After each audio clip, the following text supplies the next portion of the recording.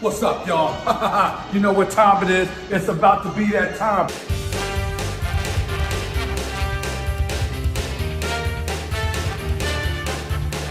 Damn, son, where'd you find this?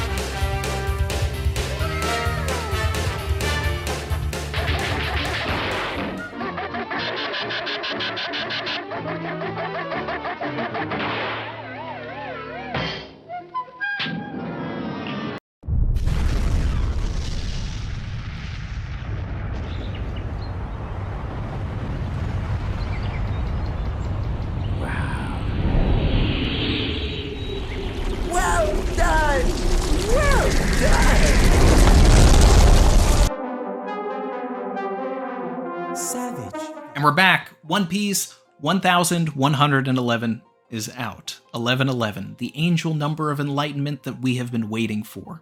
Chances are this will be the last rep digit chapter that we will see. We've had them in the past. 111, 222, 999. The next one would be 2222. So, unless Oda's got another quarter century in him, this is it. You never know. I might have one left in me. The next fun number would probably be 1234. 1234, which in theory is a chapter number that we could achieve, but 2222 I'm pretty sure is out of the question. 1111 is a special number in many cultures. It is an angel number. It is a number of enlightenment, especially in Buddhism, Hinduism. These are elements of Zoro, things that are emblematic of his characters, his attack names, and even his birthday, 1111, November 11th. So we were expecting some Zoro content this chapter, and Oda did deliver. He wasn't the focus of the chapter, but he was a focus, and there are still several key things that I don't think a lot of people are picking up on that are actually speaking to this spiritual awakening that this number represents. It's a little more low-key, it's not as overt as we were expecting, but that's going to be the fun part of this video, is getting into those details. We'll be talking about Buddhism, Hinduism, a little bit of Zoroastrianism, and Norse mythology. And by the end of the video, I'll also be bringing some new elements about Ethan Vina's Juro, and why he could actually very possibly be the final villain for Zoro based on some looks into Buddhism. Even though I really would prefer it to be Mihawk, I've got a good angle for it to be Ethan. So stay tuned, stay to the end of the video to get to all of that. And I mean, that's really just the goal. I want to bring something new to you guys. A lot of people are talking about the chapter. Let's talk about something different. And maybe that's the interesting part. But either way, like, comment, subscribe if you're feeling the vibe.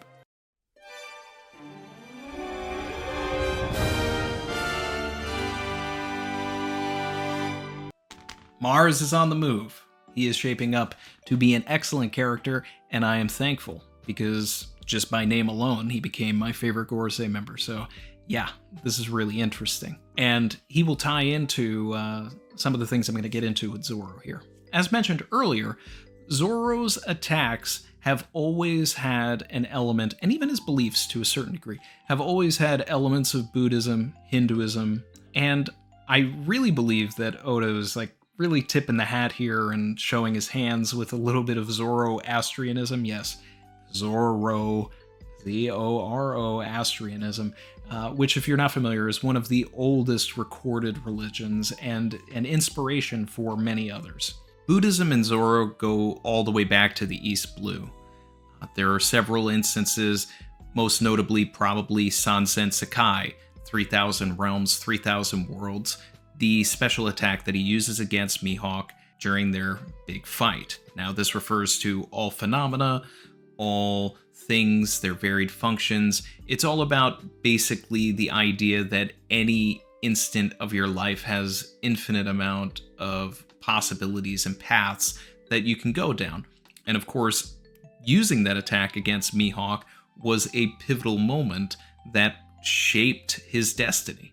The Bushido Code is something that is really rooted in Buddhism and Shintoism, and of course, Vivi calls Zoro Mr. Bushido. That's her nickname for him.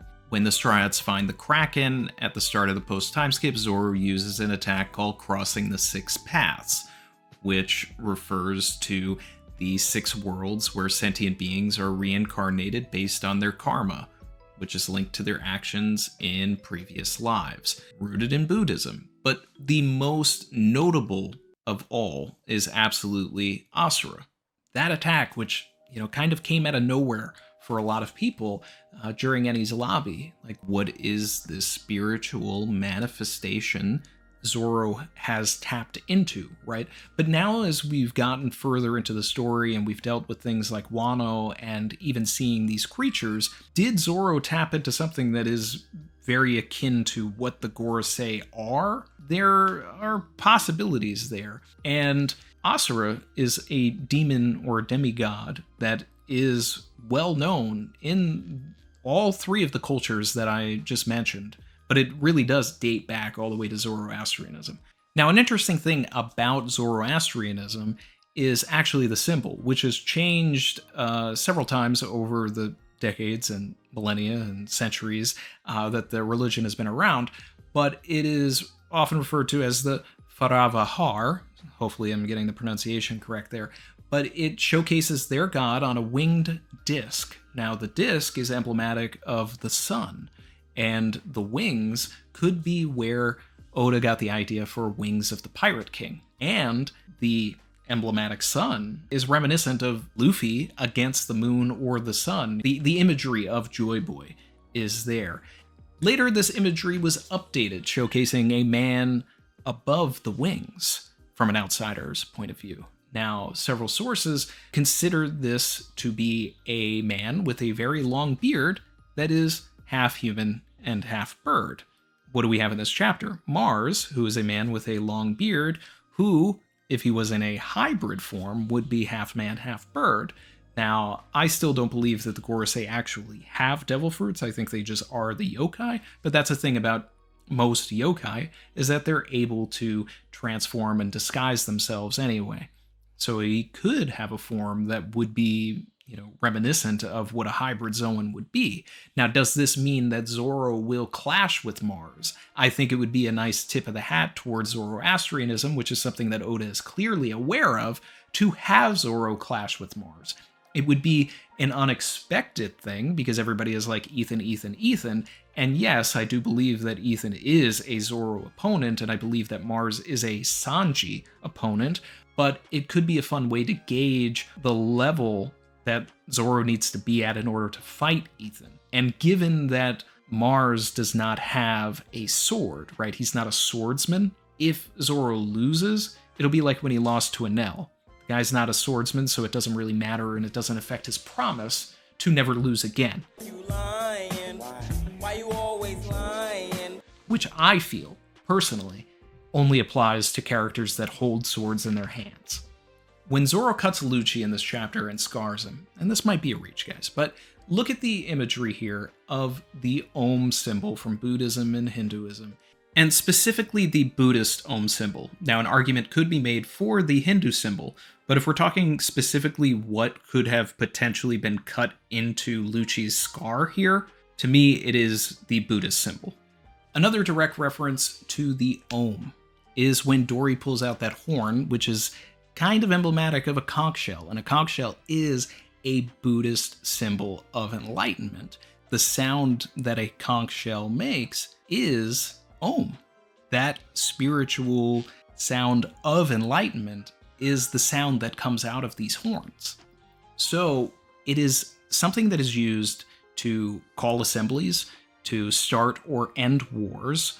It's a joy bringer, which when they use it, we actually see the giants cheering because it signals that they have found their god, they have found Luffy, and it's also kind of ending the battle in a way. It is a symbol of purity. It's often used to hold holy water, which is interesting when you have all of these demons around.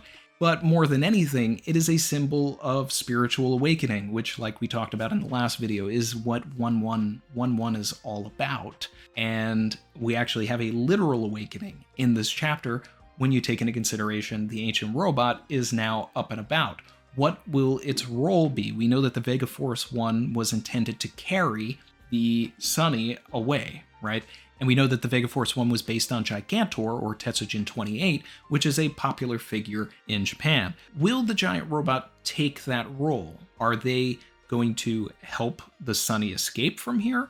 Or are they going to be the last bastion that goes up against the Gorosei while everybody else is leaving? I feel like we're not going to get out of this without someone kind of sacrificing themselves, and maybe the ancient robot is that someone. But it also would be interesting to get a download from the ancient robot, right? Because it actually knows a ton of information. It's here apologizing to Joy Boy. You know, if we don't get the message from Vegapunk, could we get the information from the robot? Who knows? What is Oda trying to say here? Zvalin is a famous shield in Norse mythology. It literally translates to sun shield. So every instance of Norse in this chapter is basically, there's the Norse and then there's the English translation of it. It's kind of like an echo. So when they say, you know, like split, that word is just a Norse word for split or to separate. And here we have the, you know, the Svalin sun shield, and they are shielding the sun. They are blocking this hit from Warcury with their shields, saving Luffy. It's a little on the nose, but you know, it's fun elements there. If we see more attacks from Dorian Brogy, especially these dual attacks, you might be able to look at whatever the word is that comes after it and just assume that the word before it is what it means.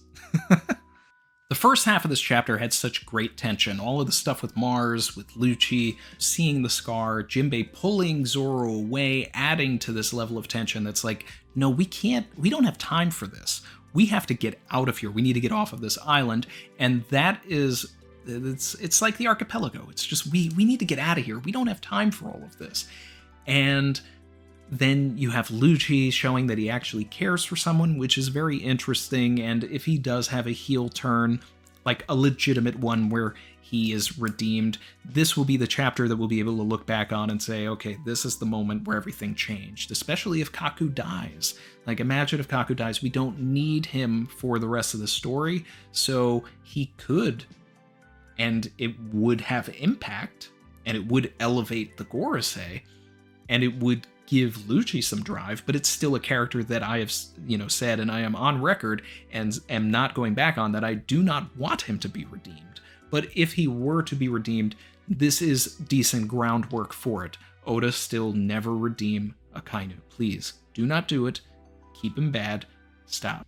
We also see in this chapter that Luchi has a black transponder snail. This was first shown to us by Smoker when he tapped the crocodile and Mr. Prince phone call. These devices are used for tapping into others' communications, so when Luchi is downloading Mars on every single thing that is going on and where everybody is, it's because Luchi has been listening in this entire time and memorizing everything that's been going on and where everybody is.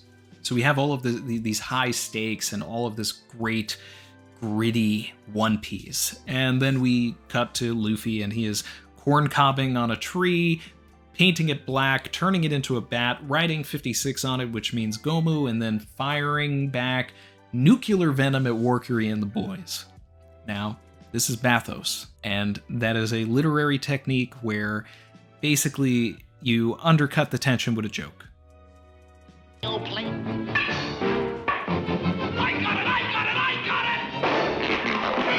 It's what everybody calls like the MCU effect. There's all of this like really crazy stuff going on, but someone's still cracking a joke. That's essentially what this is. Oda can't help himself, and he's pretty good at it. This is fun.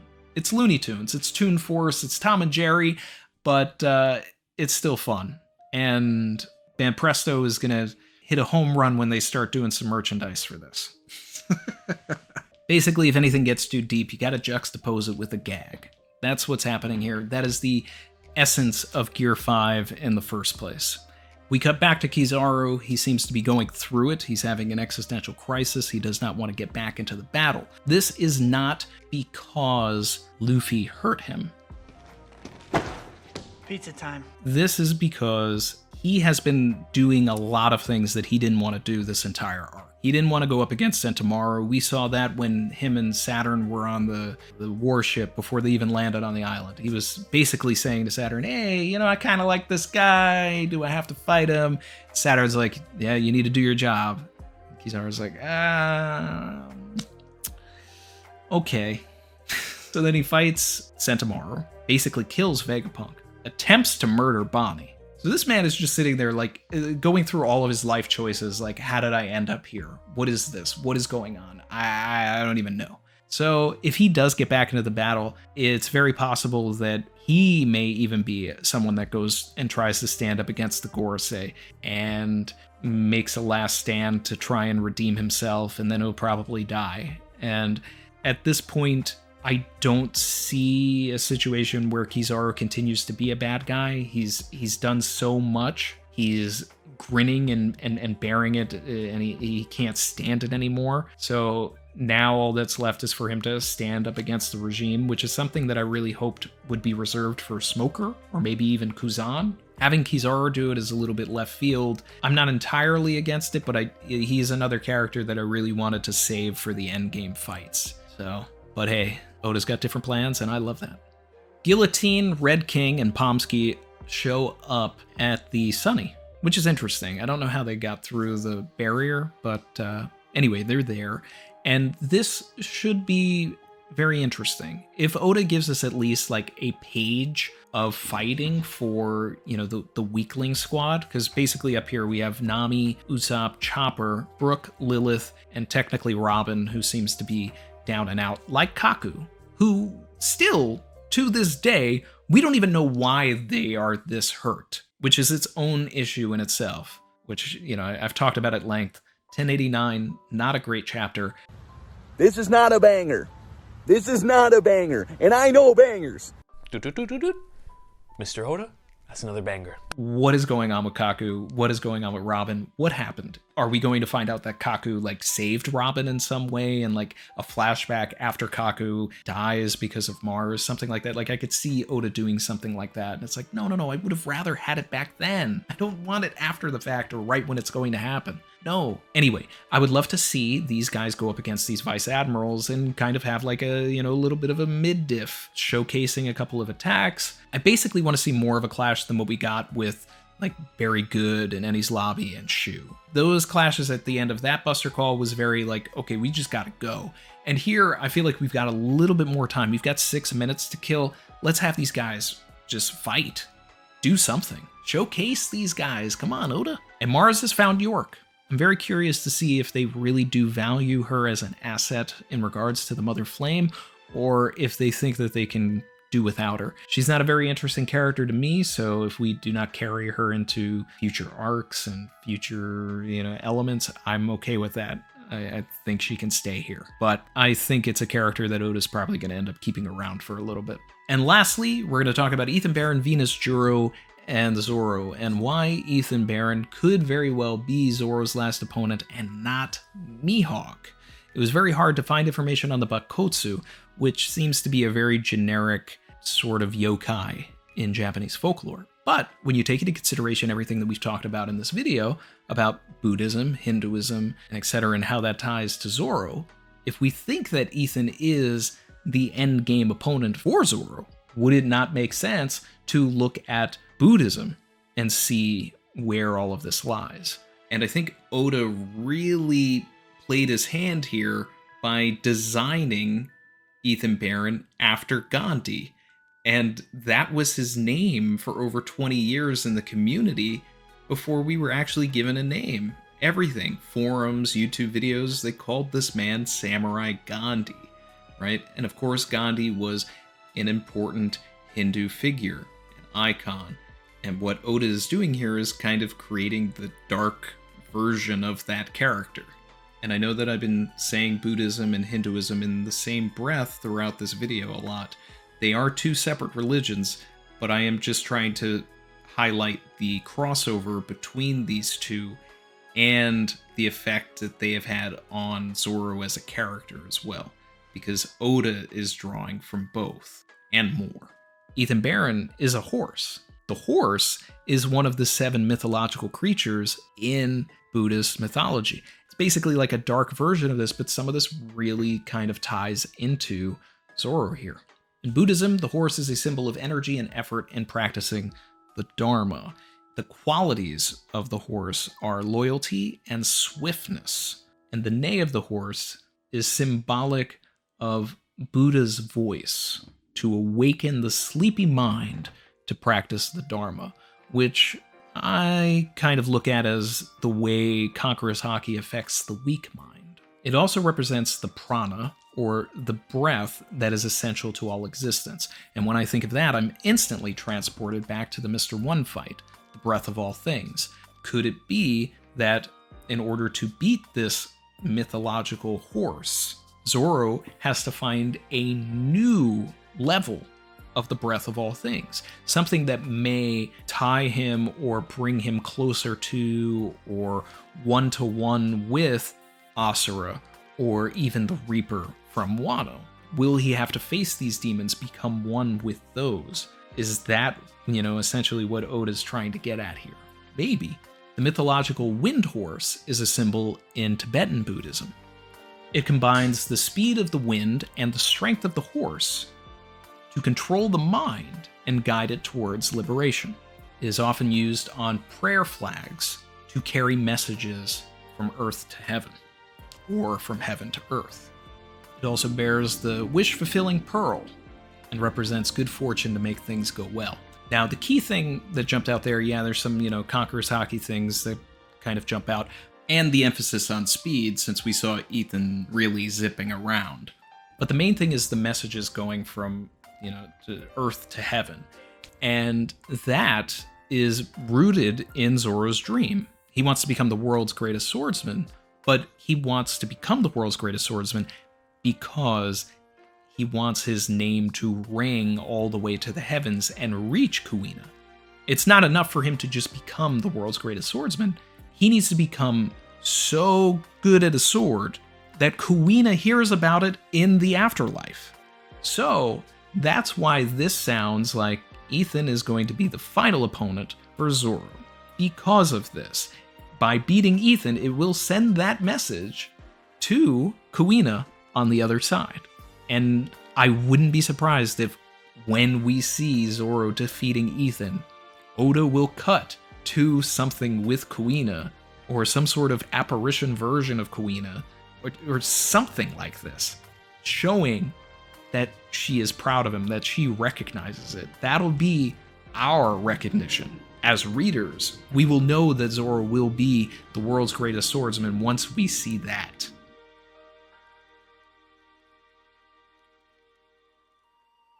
That's going to wrap things up, guys. Thank you to everybody that supports the channel, everybody, all of the members, everybody that likes the videos, comments on the videos, shows that level of engagement that pushes us further through the algorithm. It is so appreciated. Thank you. We will be back here for 11/12 when Oda is back, towards the end of April. But we will have plenty of content in that time. We will be doing streams. We'll have Theory for Theories. We will also be dusting off the Twitch, I believe, and covering some Jujutsu Kaisen content. I've been getting into that lately, and I finished all of Season 1, and I've got the movie and Season 2 to start. So if you're interested in that, twitch.tv/Randy Troy. The VODs will go on the second channel, and if it becomes something that is palatable for everybody and there is crossover, maybe the manga later after, I've caught up, and, maybe that's a main channel thing, maybe that's a side channel thing. Still figuring that all out, but I'm having fun with it nonetheless. We'll bring back Chainsaw Man potentially over on the Twitch, and, we'll just see how things go. It's all testing. We got 3 weeks here, guys. We'll try some new stuff, but I've also got One Piece content for you. So don't worry. I'm excited to see what Oda's cooking up, and I'm excited to show you what I'm cooking up. So stay tuned for all of that, and like, comment, subscribe if you're feeling the vibe. See you guys later. Thanks.